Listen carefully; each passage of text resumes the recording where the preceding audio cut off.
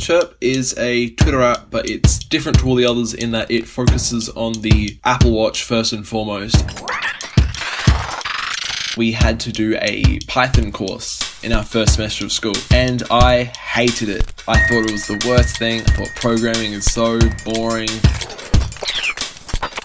I'd never used it, and I'd never tried to build my apps to be accessible. And to be honest, when I was developing Chirp, that audience, the people that use VoiceOver, didn't even come to mind, which for any apps that I make in the future, that's going to be one of the main priorities. It's not too difficult for developers to do, and that's why I think every developer should set aside some time to try and make their apps as accessible as possible. Hey everybody, a little update. By the time we released this, we weren't for sure it was going to be released, but on the very same day, it's now available. Open up the Watch app in your iPhone, go to the App Store, and there you'll find Chirp for Twitter. Check it out. VoiceOver accessible. Good job, Will. And without further ado, yes, Brian? 3, without 2, further 1. ado. Welcome back to a special edition of That Blind Tech Show. We're here with a young entrepreneur of the name of Will Bishop out of Australia. How you doing today, Will? I'm good, thanks. Thanks for having me on. We're excited to have you on. You're definitely the youngest person to ever be on That Blind Tech Show. What, Jeff, Blind Abilities, is he the youngest person to ever be on Blind Abilities, or did you have somebody 16 once before? Well, that we will admit to. No, yeah, that's pretty good. That's pretty good. Welcome aboard, Will. Thank you. The reason Will is here is because Will has created and developed a fantastic new app called Chirp.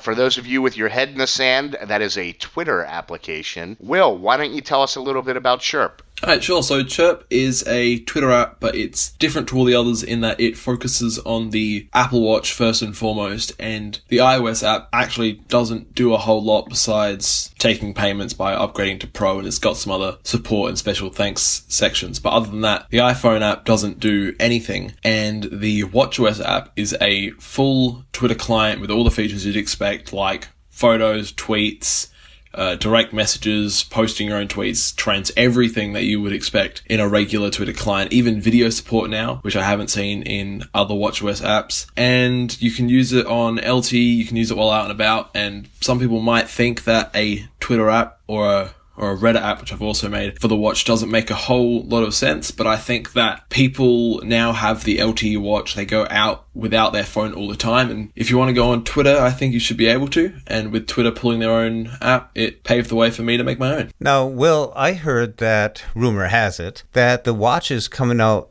this year in a bigger size, so that might help too. Hopefully it might help to create some better apps because you'll have a lot more screen real estate, but those are just rumors, but fingers crossed they do come out because I'd really like to see them. Is that for fat people, Jeff, to have, they have more room on their wrists and everything? It's all about fat people. It's always about fat people, which we have a lot of here in America. But Will's out of Australia, so I won't comment on that. I've already pissed off this continent. Let's just leave it at that. Yeah, but, save the 6 others for later. For later, exactly. Next year. You got to have goals. So now, Will, I have a question for you. What got you focusing on the WatchOS?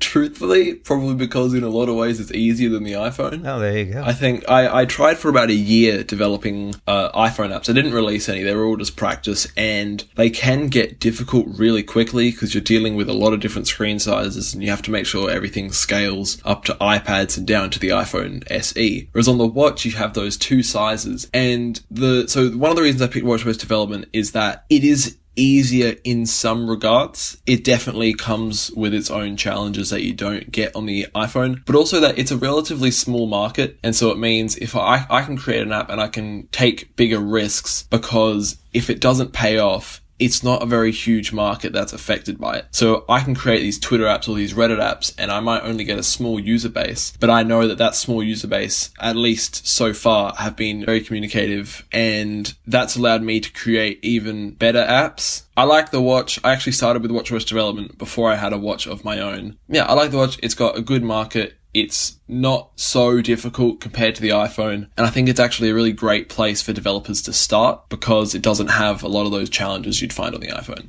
we've established you're pretty young. How did you get into developing apps? Was it something, just a hobby, or is this something you learned in school? How did you get started? I didn't really start programming at all until year 8. So I'm in year 11 now. And in year 8, we had to do a Python course in our first semester of school. And I hated it. I thought it was the worst thing. I thought programming is so boring and hard. I don't like it. You know, I barely passed the class because I really did not like this programming stuff. And then later on in the year, I took a multimedia course and our teacher started teaching us Flash, making animations and stuff in Flash. And since none of us did our homework, she got sick of it and decided to teach us Python instead. And I don't know what was different then, whether it was because I was creating something I actually wanted to create. We kind of had free reign on what our projects were. I don't know if it was that or whether it was just because I knew a bit to begin with, but that made me really like Python, and I continued to use Python for about a year after that. And then I had some ideas for iOS apps, and so I got to work on that, and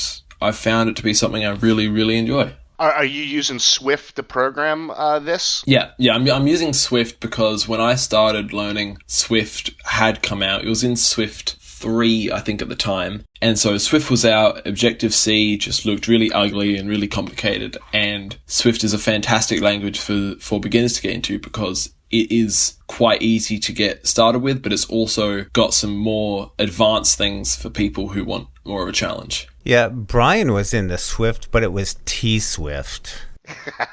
Hey, Jeff, you kid, but number 35 on my to-do list is start learning Swift programming. There you go. I might get to that sometime by 2030. Well, that's pretty cool. That's pretty cool. And now, when you and I first connected, you had some great press from some of the mainstream organizations in the tech world that were talking about Chirp, and they were giving you some great press and some great plugs talking about how amazing this app is if you're looking for a Twitter client on the Apple Watch. So I, of course, dove in, and I found out that and this is really a good lesson for our listeners. I found out that it was unfortunately at first not VoiceOver accessible, and I just happened to reach out. I believe I reached out through the app, or there was a contact us, and you got right in touch with me, and I was very impressed. That's when, of course, I learned your age when I saw your Twitter profile. I'm like, oh my God, he's young and he's doing more than I am. But were you ever familiar with VoiceOver before we spoke, or accessibility, I know, is a key word out there, or was this your and my first dialogue, the first you had heard about accessibility? I had heard of it before, but I'd never used it, and I'd never tried to build my apps to be accessible. And to be honest, when I was developing Chirp, that audience, the people that use VoiceOver, didn't even come to mind, which for any apps that I make in the future, that's going to be one of the main priorities. And so when you reached out to me and told me that it wasn't VoiceOver accessible, it was right before my exams had started. And I think I told you that I said, I've got exams, and then I said it wouldn't be right to not at least try to make things accessible. And so at the start of the school holidays, or about a week ago now, I started poking around, seeing what I could do, seeing how I could make it more accessible. And I believe you mentioned that you didn't think it would be too hard given the APIs Apple lets developers use. And you were right in some regards, but there have been some things that I've had to tweak a bit. Like if you go to on like a profile list, for example, it shows the user's name, and then underneath that it shows their username. And when you're using accessibility, that becomes 2 swipes per user. And so I've changed that now where for accessibility users only, when you highlight that person's name, it'll say their name, pause for a second, and then say their username. And then it will also say whether or not they're verified. And so you can swipe through profiles with just 1 swipe instead of 2. Yeah, you were the first person to get me into looking at accessibility, and you were right that it's not too difficult for developers to do, and that's why I think every developer should set aside some time to try and make their apps as accessible as possible, and make sure that you try everything out and think of the most efficient way. So I've actually been talking to another person on Twitter as well, who's given me some pointers for how I can improve. I haven't released the accessibility update yet. I'm just getting it beta tested by Brian and then someone else on Twitter. Yeah, so don't think you're going to listen to this and just go download it just yet, but it's coming, so... It's coming very soon. Oh, that's awesome. That's awesome. And great for Brian to reach out and you to be so receptive to it, and hope you did well on your test too.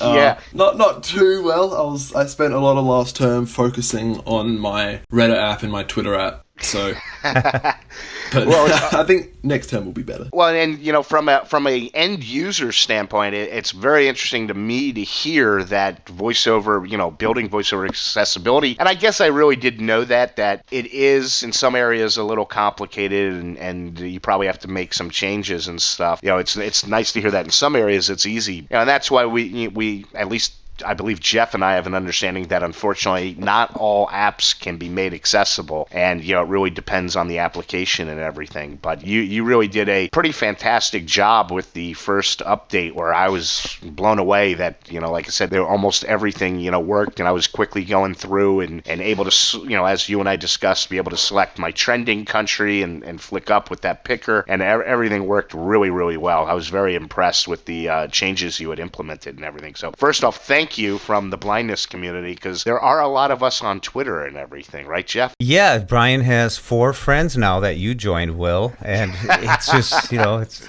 going good.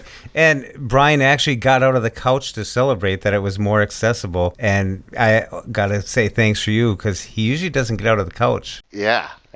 He's proud of that, too. Yeah, I'm proud of that. Something my claim to fame is trying to be as lazy as possible. Now we know August 16th, Twitter has a big API change coming. Yes. Do you have any idea how that might affect your app, or will you not know until this deadline actually arrives? To be honest, I don't think it will, actually. I don't think it will affect Chirp, because Chirp is mostly using the older APIs of Twitter, not older as in they're bad. They're still supported. But the only reason that Chirp didn't launch with direct messages is because it would be using that old API, and I didn't want to release it with messages in case I couldn't get it updated to that new API in time, because then not only would it not work, but then if I have to remove it later on, that doesn't look very good. Thankfully, within the week, I got in contact with one of the developers of a framework called Swifter, and Swifter is a Twitter framework for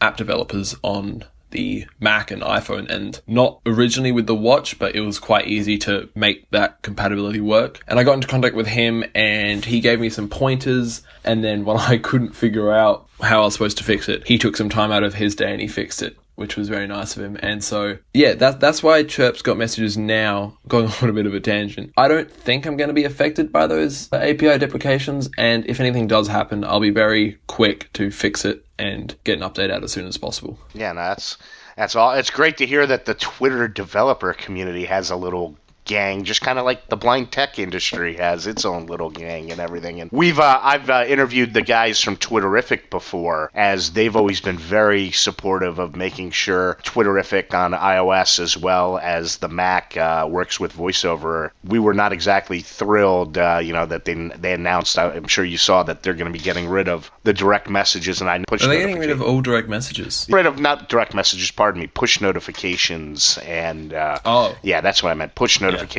And I guess there will be a refresh button or something that you'll have to hit and everything. Well, this was really cool. Like I said, it's always great, and we on our show always like to emphasize to other people in the blindness community, if you try an app or a product and it's not accessible, this is the best case example. Always try reaching out to the developer. Hey, like Jeff Kids, that I have 4 friends on Twitter now, but no, I'm getting up there. I almost have 4 friends in Australia now, thanks to technology.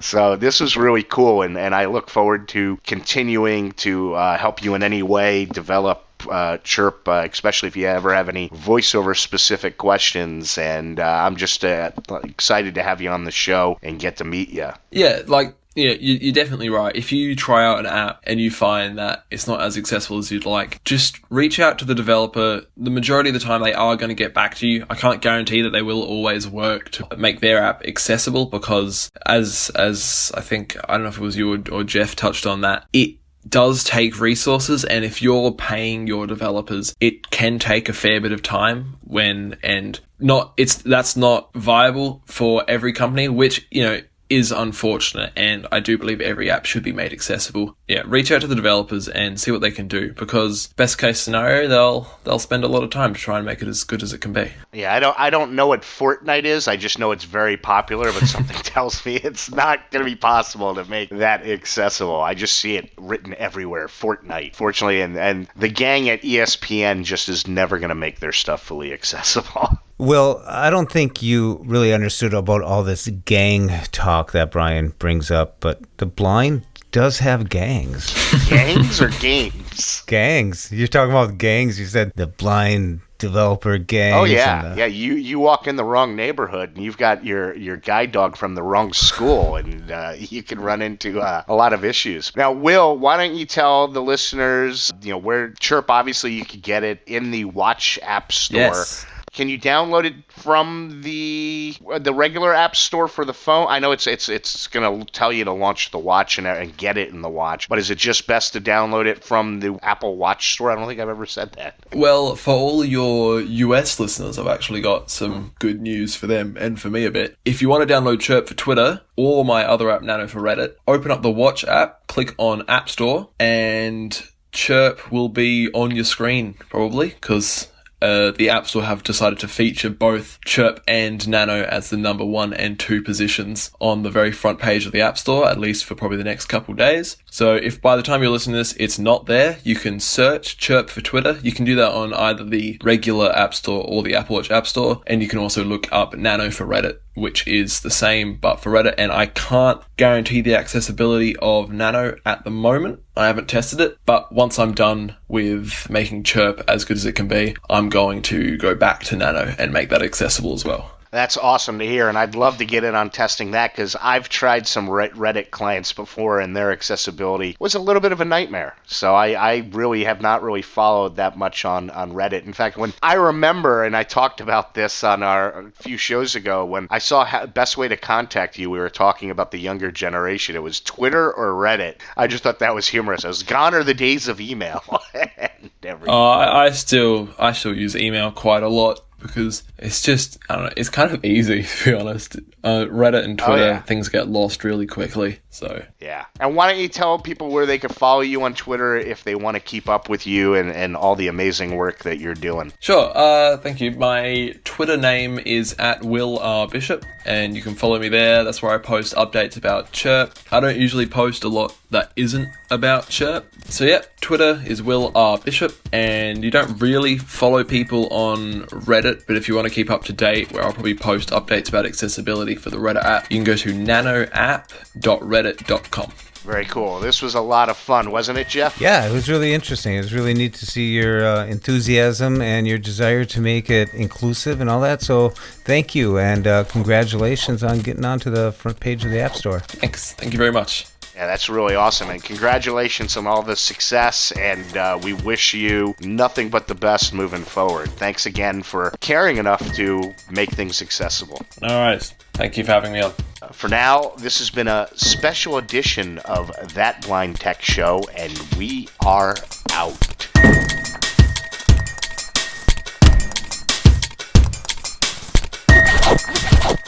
And you can follow That Blind Tech Show on Twitter @BlindTechShow.